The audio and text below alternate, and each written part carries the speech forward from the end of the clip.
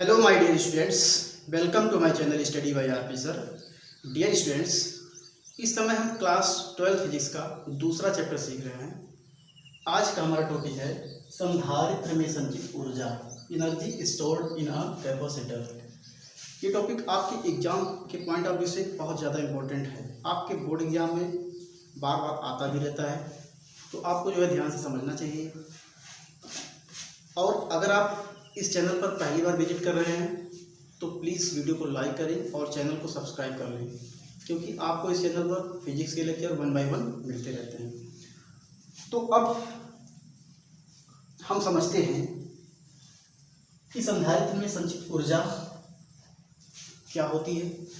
इससे पहले संधारित्र को तो हमने अच्छे से जान लिया है कि संधारित्र एक ऐसी युक्ति है या डिवाइस है जिसमें आवेश के मान को नियत रखकर विभव के मान को घटाया जाता है, जिससे संधारित्र के प्लेटों की धारिता बढ़ जाती है। धारिता मतलब आवेश को धारण करने की क्षमता। ठीक है। अब संधारित्र जो होता है ये बनता कैसे है? संधारित्र धातु की दो प्लेटों से मिलकर के बनता है। एक पर प्लस चार्ज होता है, दूसरे पर माइनस चार्ज होता है। तो मान लेते हैं कि हमारे पास एक समांतर प्लेट संधारित्र है। अब उसको हमें 0 से लेकर के कैपिटल Q कूलाम तक हम मान लेते हैं आवेशित करना चाहते हैं। तो आवेशित करने में हमें जो है, जब हम उसको 0 से Q कूलाम तक आवेशित करते हैं तो उसमें कितनी ऊर्जा संचित होगी, इसी की गणना हमको इसमें करनी है। आसान टॉपिक है, आपको एक ही बार में समझ में भी आ जाएगा। आप जो है ध्यान दें। तो मान लेते हैं कोई संधारित्र है। पहले हम संधारित्र बना लेते हैं। संधारित्र कैसे बनेगा? धातु की दो प्लेटें बनाएंगे हम। तो धातु की हम दो प्लेटों को बना रहे हैं। तो ये होगी पहली प्लेट, ये होगी दूसरी प्लेट। अब एक पर प्लस चार्ज होता है तो दूसरे पर माइनस चार्ज होता है। तो अब इसको हम क्या करते हैं, ये हमारा संधारित्र बन गया, समांतर प्लेट संधारित्र। अब इसको हम क्या करते हैं, ला करके नीचे जो है बैटरी से जोड़ देते हैं। तो पूरा हमारा जो है संधारित्र का फिगर जो है कंप्लीट हो जाएगा। ये मान लेते हैं बैटरी है कोई। ठीक है, समझो बात को। तो बैटरी का ये जो है प्लस टर्मिनल है और ये माइनस टर्मिनल है। और ये क्या है, और लिख देते हैं ये आपका है समांतर प्लेट संधारित्र। यहाँ पर हम लिख देते हैं संधारित्र। और ये क्या है, ये बैटरी। अब इस बैटरी का मान लेते हैं कुल जो विभव है वो V है, यानी V वोल्ट की ये बैटरी है। तो अब इसमें आप समझो, आसान टॉपिक है, थोड़ा सा इसमें कॉन्सेप्ट है, उस कॉन्सेप्ट को हम समझ लेते हैं। उसके बाद इसका जो डेरिवेशन है बहुत ही आसान है, बहुत ही छोटा है। ठीक है, आपको तुरंत समझ में आ जाएगा और आप तुरंत अपने आप से कर पाओगे। तो समझते हैं बात को। ये जो संधारित्र है इसमें दो प्लेट है। अब मान लो हमने पहले संधारित्र को बैटरी से नहीं जोड़ा है। तो जब हम संधारित्र को बैटरी से नहीं जोड़ेंगे तो प्लेटों पर कोई आवेश नहीं आएगा। और जैसे ही हम बैटरी से प्लेट को जोड़ देंगे, यानी कि संधारित्र की प्लेटों को जब बैटरी से हम जोड़ देंगे, तो कहने का मतलब ये कि हमने विभव लगा दिया। तो विभव लगाने के कारण जो प्लेटें हैं वो आवेशित होना शुरू हो जाएंगी, यानी कि प्लेटों पर जो है आवेश आना शुरू हो जाएगा। अब आप समझो बात को। अगर पहले प्लेट पर प्लस चार्ज आएगा, मान लेते हैं पहले प्लेट पर जो है प्लस चार्ज आ रहा है, तो दूसरी प्लेट पर माइनस चार्ज आएगा। जितना पहले प्लेट पर प्लस चार्ज आएगा उतना ही दूसरे प्लेट पर माइनस चार्ज आएगा। क्यों? क्योंकि पहला प्लेट जो है वो बैटरी के प्लस सिरे से जुड़ा है, तो ये धन आवेशित होगा, और दूसरा प्लेट जो है बैटरी के माइनस सिरे से जुड़ा है, तो ये ऋण आवेशित होगा। अब थोड़ा सा इसमें और समझो, आवेशित होने का वास्तव में मतलब क्या है। आवेशित होने का मतलब ये होता है कि जब हमने विभवांतर लगाया तो पहले प्लेट से माइनस चार्ज निकलकर दूसरे प्लेट में चला गया। तो पहले प्लेट से जब माइनस चार्ज निकलकर दूसरे प्लेट में चला जाएगा तो पहला प्लेट धन आवेशित हो जाएगा और दूसरा प्लेट ऋण आवेशित हो जाएगा। क्यों? क्योंकि हम जानते हैं कि जब किसी परमाणु से या किसी वस्तु से माइनस चार्ज यानी कि इलेक्ट्रॉन निकलते हैं तो उस पर धन आवेश आता है, और जिसमें माइनस चार्ज यानी कि इलेक्ट्रॉन प्रवेश करता है उस पर ऋण आवेश आता है। ठीक है, इतनी बात हम जानते हैं। तो विभव देने से वास्तव में यही होता है कि पहले प्लेट से आवेश निकलकर दूसरे प्लेट में जाता है। तो मान लेते हैं कि पहले प्लेट से डी क्यू मतलब सूक्ष्म आवेश, डी क्यू मतलब थोड़ा सा आवेश निकलकर पहले प्लेट से दूसरे प्लेट में चला गया। तो पहले प्लेट से अगर डी क्यू आवेश निकला तो मान लेते हैं पहले प्लेट पर जो है प्लस क्यू चार्ज आया, तो दूसरे प्लेट पर माइनस क्यू चार्ज आएगा। जितना पहले पर जो है धन आवेश आएगा उतना ही दूसरे पर ऋण आवेश आएगा। अब समझो बात को, जब यहाँ से कुछ माइनस चार्ज पहली प्लेट से निकलकर दूसरे प्लेट में चला गया तो वास्तव में बैटरी तो जुड़ी हुई है, तो विभवांतर तो ऑलरेडी इस पर लगा ही हुआ है, तो आवेश का स्थानांतरण तो होता रहेगा। तो अब जब पहले से यहाँ पर कुछ माइनस चार्ज पहले प्लेट से निकलकर दूसरे में चला गया, अब अभी भी इसमें से जो है माइनस चार्ज निकलकर दूसरे प्लेट में जाएगा। तो अब जब और माइनस चार्ज पहली प्लेट से निकलकर दूसरी प्लेट में जाएगा तो पहले से उपस्थित जो माइनस चार्ज है ये इस पर क्या करेगा, माइनस माइनस के बीच प्रतिकर्षण बल आता है, तो इस पर जो है प्रतिकर्षण बल लगाएगा। तो अब ये बाद में आने वाला जो माइनस चार्ज है ये दूसरी प्लेट में आसानी से तो आएगा नहीं, तो इस माइनस चार्ज को लाने के लिए हमें कार्य करना पड़ेगा, और किया गया यही कार्य जो होता है वो ऊर्जा के रूप में संचित हो जाता है। ठीक है, कोई जल्दी नहीं है, इस बात को जो है हम एक बार फिर से बोल देते हैं ताकि आपको समझ में अच्छे से आ जाए। समझो बात को, हमने कहा हमने बैटरी को जब सबसे पहले जो है प्लेटों से जोड़ा नहीं तो इस पर कोई आवेश नहीं था, और इन प्लेटों को हमें 0 से लेकर के Q कूलाम तक आवेशित करना है। अपनी इस टारगेट को हम लिख भी देते हैं ताकि आपको अच्छे से समझ में आए। हमें इस डेरिवेशन में करना क्या है, एक लाइन लिख लेते हैं, कहेंगे माना एक समांतर प्लेट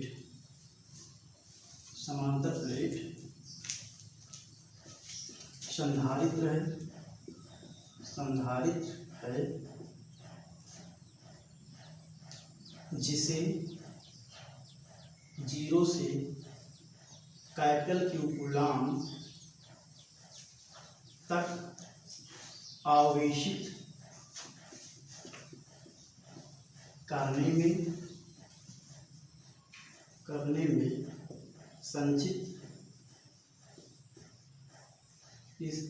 संचित ऊर्जा की गणना करनी है। ठीक है, तो जब हम इस प्लेट को जो है यानी कि संधारित्र को बैटरी से जोड़ेंगे तो ये तुरंत तो 0 से Q कूलाम तक आवेशित हो नहीं जाएगा। पहले 0 से 1 कूलाम आवेशित होगा, फिर 2 कूलाम, फिर 3 कूलाम, फिर ऐसे मान लेते स्मॉल Q कूलाम आवेशित होगा, उसके बाद कैपिटल Q कूलाम आवेशित होगा। तो अब अगर हम थोड़ा सा बैटरी का कुल विभवांतर तो भी है, अगर हम थोड़ा सा विभव देंगे तो प्लेट थोड़ा सा आवेशित होगा, अगर ज़्यादा विभव देंगे तो ज़्यादा आवेशित होगा। तो विभव लगेगा तो प्लेट पर जो है प्लेट आवेशित होना शुरू करेगा। तो मान लेते हैं किसी क्षण हम विभवांतर लगा रहे हैं, किसी क्षण हम जो है dV विभवांतर देते हैं, dV मतलब सूक्ष्म विभवांतर। तो dV विभवांतर देने से प्लेट जो है स्मॉल Q आवेशित हो गया है। ठीक है, तो अब इस स्थिति में आवेशन का वास्तव में मतलब ये होता है कि पहली प्लेट से माइनस चार्ज निकलकर दूसरी प्लेट में जा रहा है। तो अगर पहली प्लेट से माइनस चार्ज निकलकर दूसरी प्लेट में जाएगा तो पहली प्लेट पर धन आवेश आ जाएगा, और जिस प्लेट में माइनस चार्ज प्रवेश करेगा उस पर ऋण आवेश आएगा। तो मान लेते हैं कि dQ आवेश जाने से पहली प्लेट पर स्मॉल q धन आवेश आया और दूसरी प्लेट पर स्मॉल q ऋण आवेश आ गया है। तो अब हम अपना डेरिवेशन करते हैं। तो इससे पहले जब हमने संधारित्र पढ़ा था तो वहाँ पर हमने एक फार्मूला सीखा था, Q बराबर CV, यानी कि आवेश इक्वल टू धारिता गुणे विभवांतर। तो यहाँ से अगर हम विभवांतर को निकालना चाहें तो V इक्वल टू क्या हो जाएगा, Q अपान में C। अब समझो बात को, हमने पहले ये मान लिया कि पूरे बैटरी का विभवांतर तो V है, लेकिन हमने पहले थोड़ा सा विभवांतर प्लेट को दिया, तो थोड़ा सा विभवांतर देंगे तो प्लेट थोड़ा सा आवेशित होगा। तो हम लिखते हैं कि थोड़ा सा यानी कि dV विभवांतर लगाने पर हमने बैटरी पर क्या किया, बैटरी से इस प्लेट पर क्या किया, dV विभवांतर लगाया। d का मतलब होता है सूक्ष्म राशि, d से विभवांतर, d मतलब सूक्ष्म राशि, यानी कि dV यानी कि सूक्ष्म विभवांतर हमने लगाया। तो सूक्ष्म विभवांतर जब लगाएंगे तो यानी कि थोड़ा सा विभवांतर जब लगाएंगे तो ये थोड़ा सा आवेशित भी होगा, इसमें होगा यानी मतलब जितना इस पर प्लस चार्ज आएगा उतना इस पर माइनस चार्ज आएगा। ये आपको समझना है। और हमें करना क्या है, हमें तो 0 से कैपिटल Q कूलाम तक आवेशित करना है, ठीक है। तो पहले हमने थोड़ा सा जब इसको विभवांतर लगाकर थोड़ा सा आवेशित किया, तो अब उसके अकॉर्डिंग अगर हम लिखें फार्मूला, तो हमारा फार्मूला क्या बनेगा, dV विभवांतर लगाया तो विभवांतर V की जगह पर क्या लिखेंगे, dV इक्वल टू Q क्या है, आवेश। तो हमने जब थोड़ा सा विभवांतर लगाया तो थोड़ा सा ये आवेशित हुआ, स्मॉल q आवेशित हुआ, तो यहाँ पर लिखेंगे आवेश की जगह पर स्मॉल q लिखेंगे। और माना इस जो हमारी जो संधारित्र है उसकी जो धारिता है वो C है, तो dV इक्वल टू Q अपान में C हो जाएगा। इसको मान लेते हैं क्वेश्चन नंबर फर्स्ट। इस फार्मूले के अकॉर्डिंग हमने इसको लिख दिया। अब हमने आपको समझाया कि जब कुछ माइनस चार्ज पहली प्लेट से निकल कर दूसरे प्लेट में चला जाएगा तो उसके बाद अब फिर से जो माइनस चार्ज यहाँ से निकल करके यहाँ आएगा तो फिर से माइनस माइनस के बीच क्या होगा, प्रतिकर्षण बनाएगा। तो इसके विरुद्ध हमें कार्य करना पड़ेगा। तो आवेश को एक प्लेट से दूसरे प्लेट में स्थानांतरित करने के लिए कितना कार्य करना पड़ेगा, उस कार्य को निकाल लेते हैं। तो चूंकि अब हम इससे पहले हमने विभवांतर का जो फार्मूला भी सीखा है, V इक्वल टू होता है W अपान में Q। जब हमने विभवांतर पढ़ा था तो वहाँ पर हमने सीखा था विभवांतर इक्वल टू कार्य बटे आवेश होता है। तो यहाँ से अगर हम कार्य निकालें तो W इक्वल टू हमें मिल जाएगा V इंटू Q।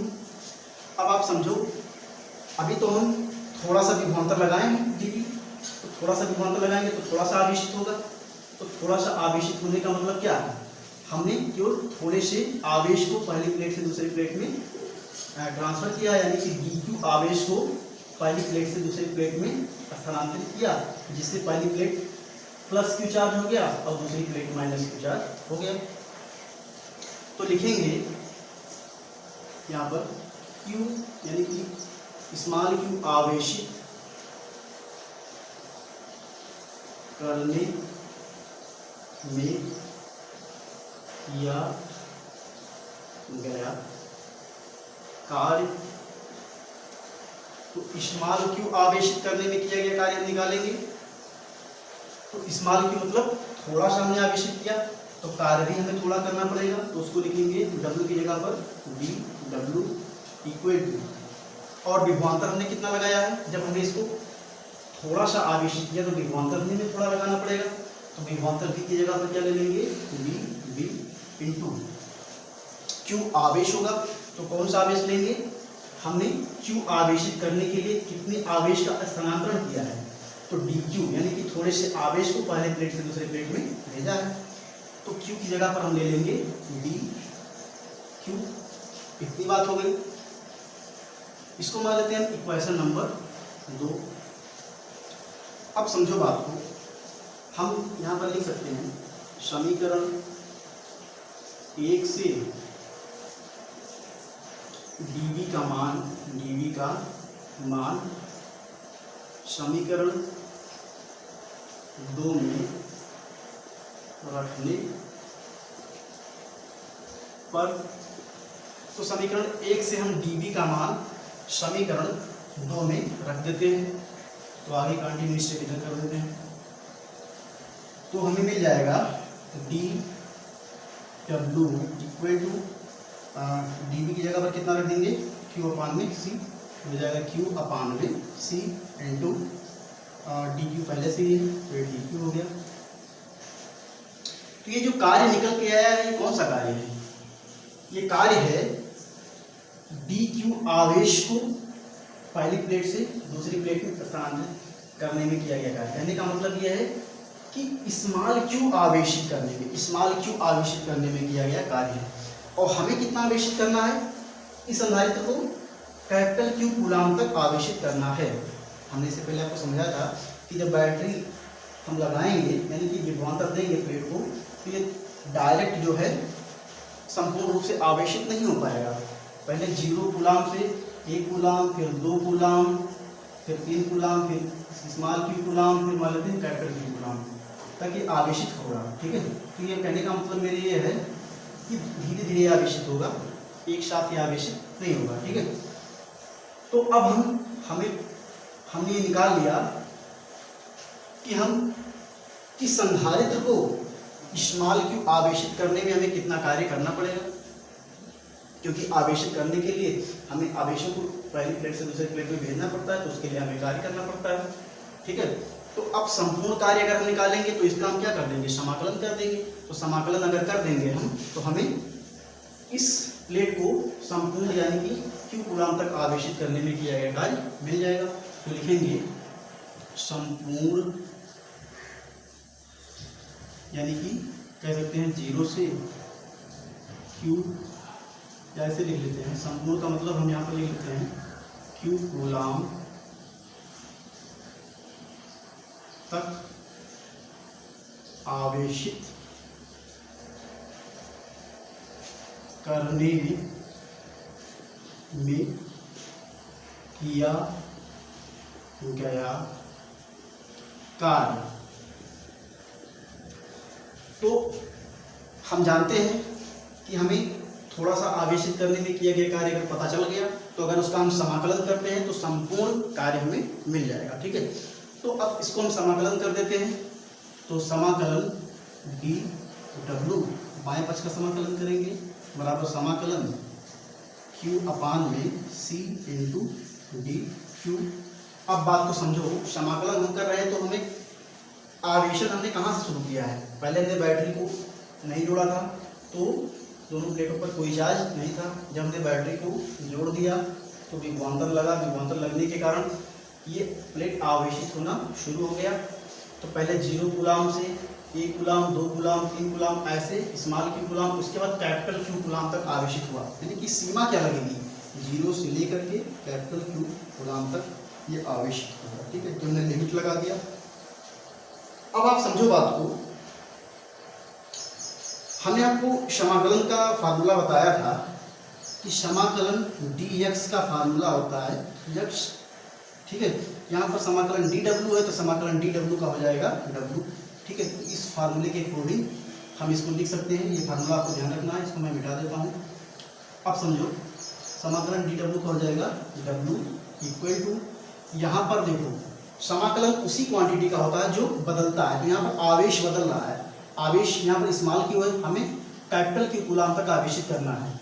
ठीक है, यानी कि आवेश चेंज हो रहा है तो आवेश का जो है समाकलन करेंगे, लेकिन धारिता नहीं बदल रही है, क्योंकि जो हमारा संधारित्र है इसमें जो प्लेट है उसकी जो धारिता है वो उतनी ही रहेगी, जितनी है उतनी ही रहेगी, ये नहीं बदलेगी। ठीक है, एक पर्टिकुलर संधारित्र के लिए धारिता नहीं बदलेगी।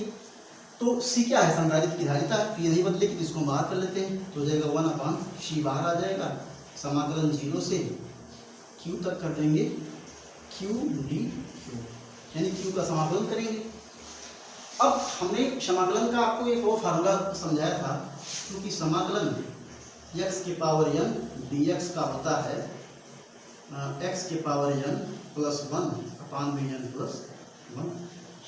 ये फार्मूला तो प्लस कांस्टेंट आता है तो उसको यहाँ पर जो है लेने की जरूरत नहीं है। अब समझो बात को, इसके अकॉर्डिंग अगर हम यहाँ पर कहें तो ये क्या लिखा हुआ है, ये लिखा हुआ है q समाकलन q डी क्यू।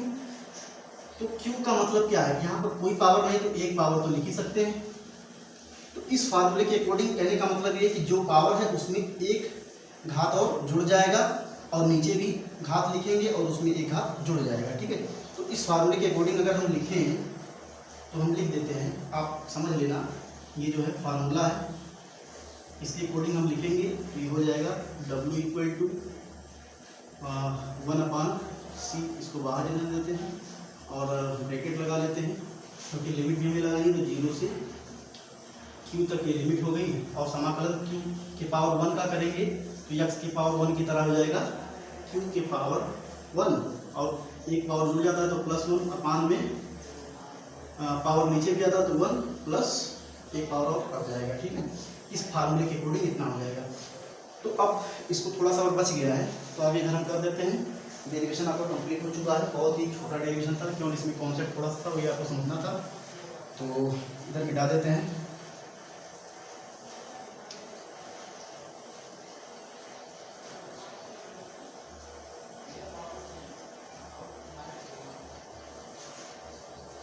आगे जो कंटिन्यू इधर कर देते हैं, तो समझो बात को, ये हो जाएगा W इक्वल टू 1/c, और यहाँ पर q के पावर 1 प्लस 1 यानी कि क्या हो जाएगा, ये हो जाएगा q स्क्वायर यानी कि 1/2 पावर हो गया, और नीचे भी 2 हो जाएगा 1/2, और लिमिट लग जाएगा 0 से q तक। तो अब आपने अगर क्लास 12th में अगर आपने मैथ पढ़ा होगा तो वहाँ पर आपने सीखा होगा कि ये जो ऊपर लिखा होता है इसको कहते हैं उच्च सीमा, और नीचे वाले को कहते हैं निम्न सीमा।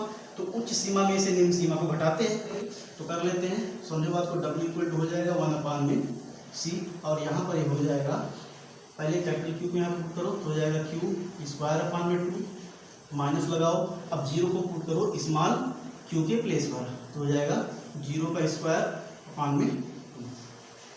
ठीक है, तो हो जाएगा W equal to 1/c into ये q स्क्वायर अपान में 2, 0 का 2 बार मल्टीप्लाई करेंगे उतना ही रहेगा, 2 से भाग देंगे 0 हो जाएगा, तो ये कैंसिल हो गया।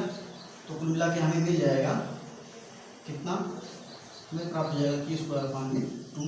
अब इसको मल्टीप्लाई करेंगे तो W इक्वल टू मिल जाएगा q स्क्वायर अपान में 2c। ठीक है, तो ये निकल गया, किया गया संपूर्ण कार्य। ठीक है, यानी कि इस संधारित्र को पूरा 0 से q गुलाम तक आवेशित करने में जो है किया गया कुल कार्य हमें मिल गया। और हमने आपको बताया था कि कार्य ऊर्जा का ही रूप होता है, तो किया गया कार्य ही ऊर्जा के रूप में संचित हो जाता है, तो इसी को जो है हम ऊर्जा मान सकते हैं। तो हम यहाँ पर एक लाइन लिख लेते हैं, किया गया, चूंकि किया गया कार्य ही ऊर्जा के रूप में संचित होता है। ठीक है, तो इसी को हम एनर्जी मान लेते हैं, और उसको लिख लेते हैं W इक्वल टू मान लेते हैं U, तो यही U इक्वल टू हमें मिल जाएगा q स्क्वायर अपान में 2c। तो ये हमारा डेरिवेशन कंप्लीट हो चुका है। ठीक है, ये होती है संधारित्र में संचित ऊर्जा का फार्मूला, U बराबर q स्क्वायर अपान में 2c। U क्या है, संधारित्र में संचित ऊर्जा है, Q क्या है, कुल आवेश है, C क्या है, इस संधारित्र की धारिता है। ठीक है, तो आपने ये डेरिवेशन सीख लिया होगा। ठीक है, बहुत ही आसान टॉपिक था, आपको बस केवल कॉन्सेप्ट समझना था। तो ठीक है, अब जो है मिलते हैं नेक्स्ट वीडियो में। Okay, thanks for watching.